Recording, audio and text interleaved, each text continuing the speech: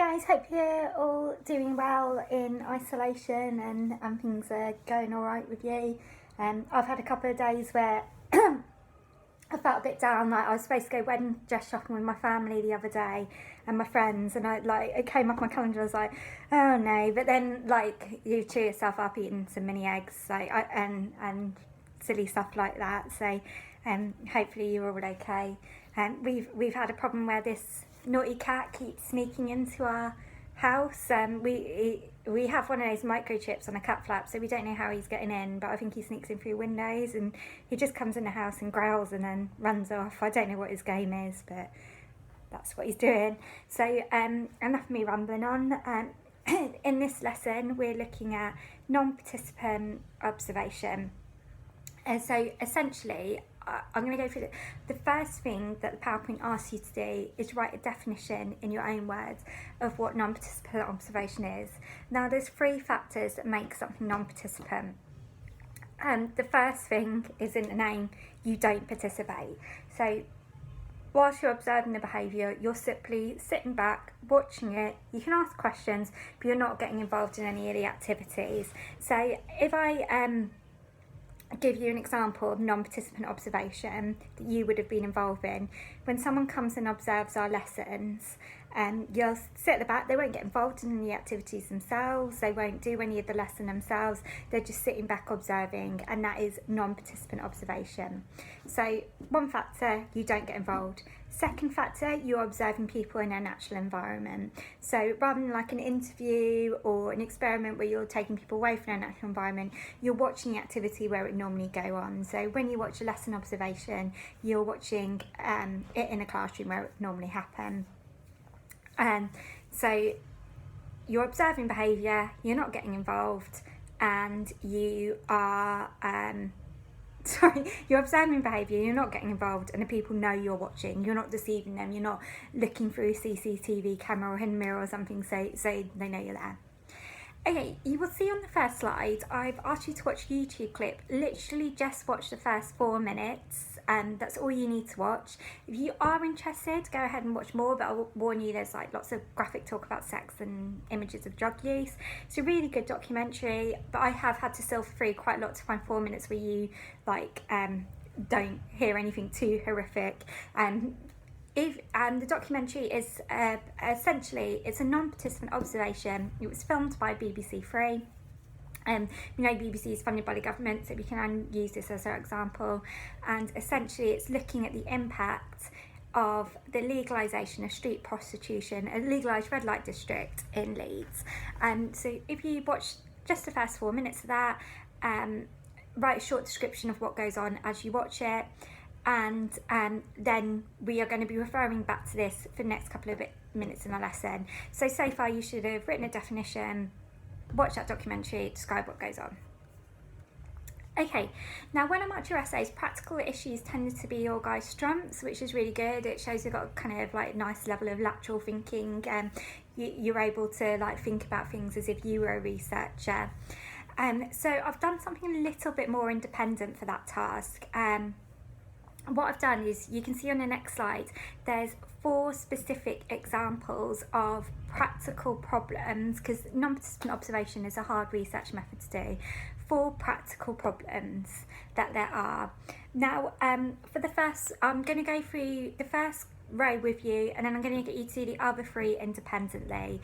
But if you're really stuck, let me know and I'll go through it with you, because this is just getting you used to being a bit more independent and start thinking about these things. In the long run, it will save you revision time, because you'll kind of understand it more than having to learn it, if that makes sense. So first column, you just need to identify why. So we've got here, the first problem is you need direct contact with the group. Why you need this with an observation is because you're observing their behaviour. So you need to be able to have contact with them, you need to be able to enter their local area to watch their natural behaviour. So in lesson observations, you need to have access to the classroom. In the case we've just watched before, you need to have access to watching people on the game or accessing people's homes. So what you need to explain is you need direct contact with the group, and 2, you need to be able to watch them in a natural environment. Now in the second column, there's 2 ways you can do this. If you're aiming for a C or a B, just come up with a general problem. So just explain, in general, it would be hard to make contact with a group and get like permission to enter their home. If you are aiming for an A or an A star, link it to the particular problems that you would get with the study that we have just looked at. So for example, you could say the group you are studying are prostitutes who are quite secretive, who perhaps don't meet in a set place, so you're going to find it hard to gain contact with them and keep contact with them because they are not a group that you can watch for a long time. Now, God, it's not a lesson, is it? Let's get so bumming away. Now, if you basically, if you're struggling with that, it's because it's hard. It's because it's an A star type skill. Okay, take no longer than 10 minutes on that. So pause that and fill out that table. Okay, for your evaluation point for that, it is a hard method, there's no denying it. You have to spend a lot of time observing and reading through your material, but the payoff for that is it is more authentic than other research methods like interviews and questionnaires, because you are meeting people in their local area, getting to know them in a lot more detail, and it allows you to find out things you previously wouldn't have known about. So your evaluation is saying, although it's hard, there is a good payoff with this particular research method.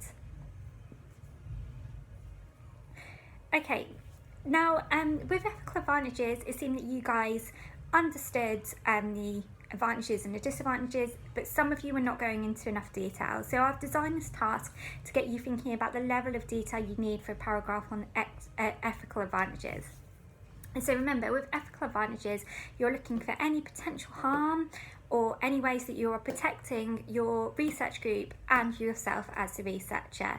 So what I've done is I've started some sentences, and what I would like you to do is just finish them off with a development explaining why. Now again, I've used our example of the documentary we watched at the start, which is getting you to gain those application marks. So again, I don't know if you want to write these out on in your books to help you remember, or you want to complete them typing, that's absolutely fine, it's up to you.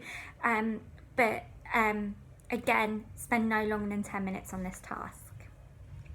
Okay, theoretical issues. This is where I saw kind of some misuse of key terms. So as I explain this, I'm just going to go through the key terms again. So we've got validity. Validity is, are you getting a true picture of what you are trying to study? Are you actually getting to see the reality of what you want to look at? And in order to see the reality, you need to ensure that people are able to explain themselves, because you can't get an understanding of something through yes, no, or rated answers. Are you actually seeing people in a natural environment? Is there any risk that people would lie? Or is there any thing that you're going to miss out or not see? So participant observations is somewhat valid because you are seeing people in a natural environment. You are getting to see all kind of the ways that someone would act. The thing is with participant observation, because you have told the person you're observing them, they are the ones who are in control. They are the ones in control because they get to decide what you see and what you don't see. And by doing that, they're the ones, rather than the researcher being the one who gets to decide what's important or what they want to look at, it's actually the participant who gets to do that. So what I've got here is 5 different points. Some suggest that it is valid, some that it's not. So you've got your advantages and your disadvantages together here. So for each one, can you say whether that increases or decreases validity, and add a sentence explaining why? Again, no more than 10 minutes on that. So if you want to pause the video and have a go at that. Okay, and representativity and reliability I've put together. So this is our last task for today. So this should be quite a nice simple one. You have to observe a small group for a long period of time. Explain why that would not be representative. So you can use a case study. The whole thing, they could only observe, I think in the 4 minutes we saw 3 different women. So it is not representative. You're getting a lot of data about one person rather than lots of limited data about lots of people. So remember, for something to be representative, you need to ideally be seeing like hundreds of people at the very least. And there's no structure. Remember, the researcher has no control over how the experiment goes. It is so it is not reliable. Explain why it being in a natural environment and not having a set structure means it's not reliable. Finally, there's just tasks to do if you're looking for an A star. If you're not looking for an A star, do not worry about it. You do not have to do it. There's no pressure to do it. If you are wanting to get an A star and you're looking at it and thinking, I don't know, let me know and I'll talk it through with you.